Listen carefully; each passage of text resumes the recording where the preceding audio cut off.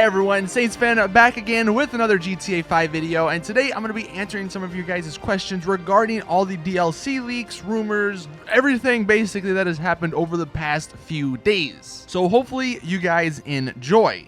First question, I'm just going to hop right into this because we have a lot. Darren says, who do you think this Rockstar employee is and why do you think he did all of this? I get a lot of questions about this Rockstar employee, so I want to answer them. Who do I think it is? Well, I don't know anyone at Rockstar, so I don't know who it is, but my guess is that it's a higher up because he knows or he knew all this information. So my guess is that he's not in like a low level position. He knows everything that's happening.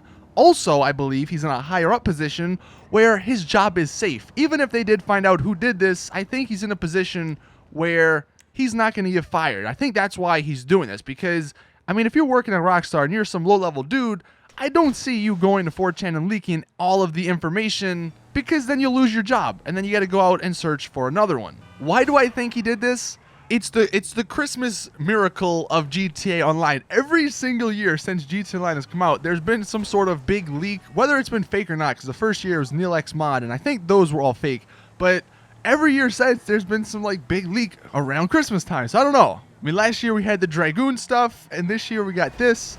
I don't know what happens. I don't know what goes on with GTA Online around Christmas, but it usually is good for us. Next question, vote for fire. How much will the whole DLC cost? And this ties in with Seb's question. What should be our budget for this upcoming DLC? Good money making strategies, question mark.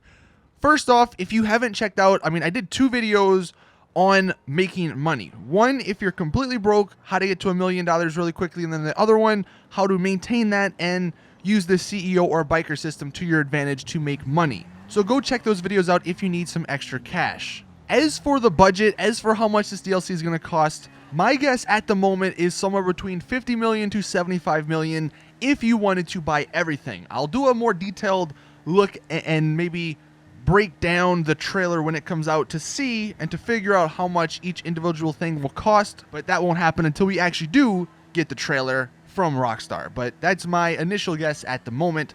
50 to 75 million for everything. Love is Rage. How many cars will be in the DLC? If you didn't check out the video yesterday, there's going to be 25 and about 8 of them or so are going to be Benny's cars. So they'll have a custom version and that's actually included in those 25. So I guess technically if you want to just talk about new cars, about 17 or 16 or so.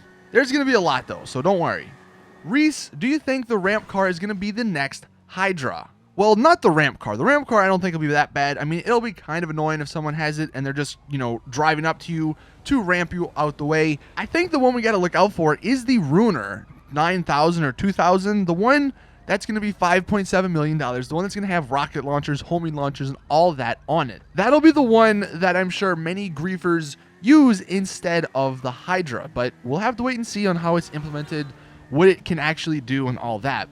Next question, what do you think the prices of the new warehouses are going to range from? My bet is they're going to be similar to the businesses and the biker stuff and then the warehouses from the CEO DLC. We talked about this a little bit on the stream I did Saturday. My guess is that there'll be 3 different versions, a small, medium, and large like normal. The small will probably be a 10-car vehicle warehouse. The medium will be a 20-car.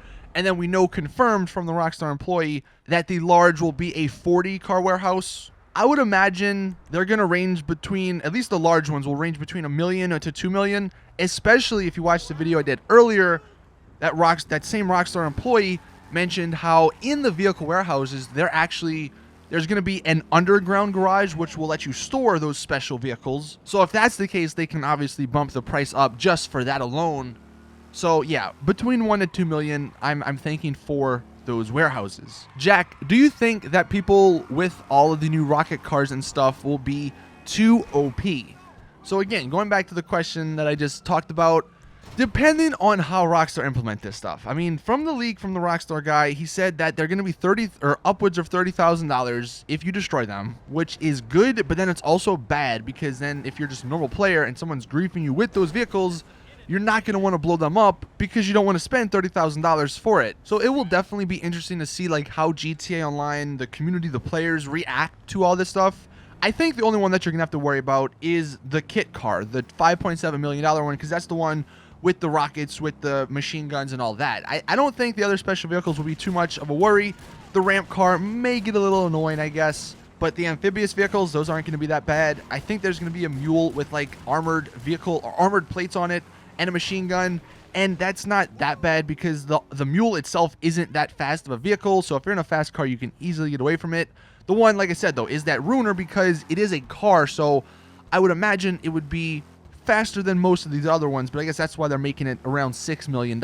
Matthew, how do you think the Ruiner will work? How will we have to deploy the parachute?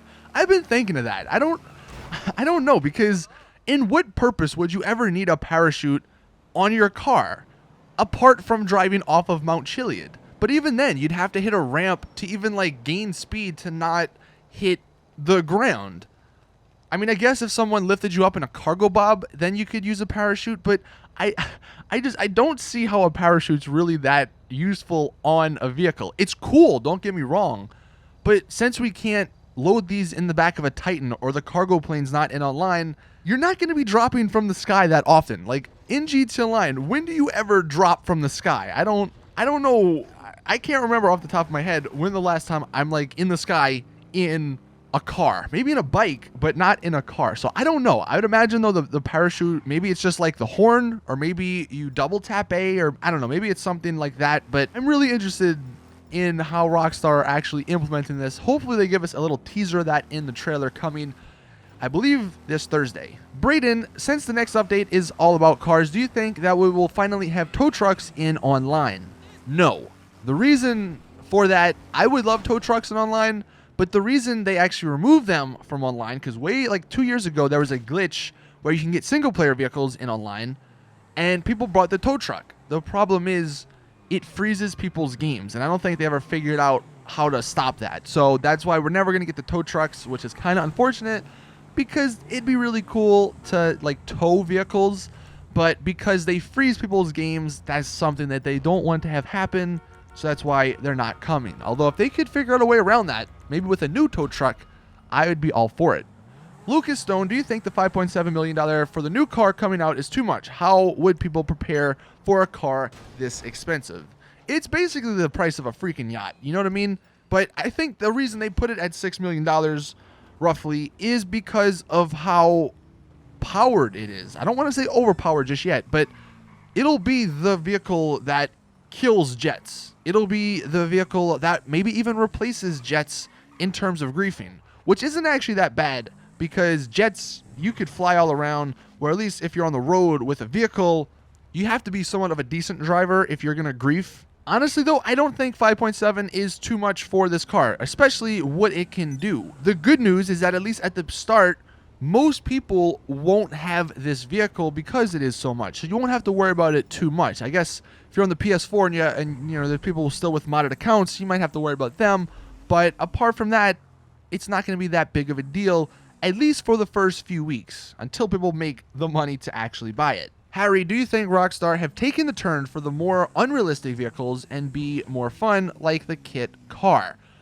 So with the last two DLCs, I definitely think so. I mean, they realize it's 3 years in, let's spice some stuff up, let's spice the game up, give people some craziness. It's GTA. I've seen people online complain, oh, that's totally unrealistic. GTA would never have a car with a parachute or a car that has lights on it that's like a Tron-looking bike. But GTA's never been super ultra-realistic, because going back to San Andreas, there's a freaking jetpack. Hover boats, there's just all kind of stuff in GTA games, and it's somewhat realistic. It's not going to be as crazy as like Saints Row, but I like this new approach. I like this new direction that it appears Rockstar is taking. Give us some crazy stuff. Give us some fun vehicles, weapons, whatever the case may be. Give us some fun and new and exciting and different things that we haven't seen before. I mean, you guys can let me know in the comment section what you feel about that topic. Do you think they're going more unrealistic? Do you like that? Do you not like it? For me, I like it though. Fearzy, do you think the jetpacks will be in the import-export update? Because, I mean, rocket power cars are pretty much like that. Here's the all right, look.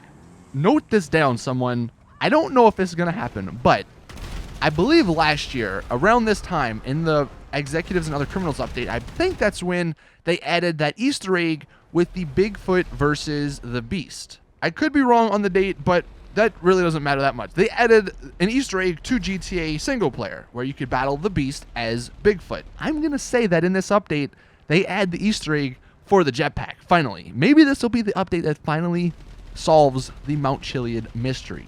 Just remember that. This, like he says, this update or this DLC kind of is a fitting update for a jetpack. I don't think we'll ever get one in online, but in single player, would not be surprising if they snuck that in secretly.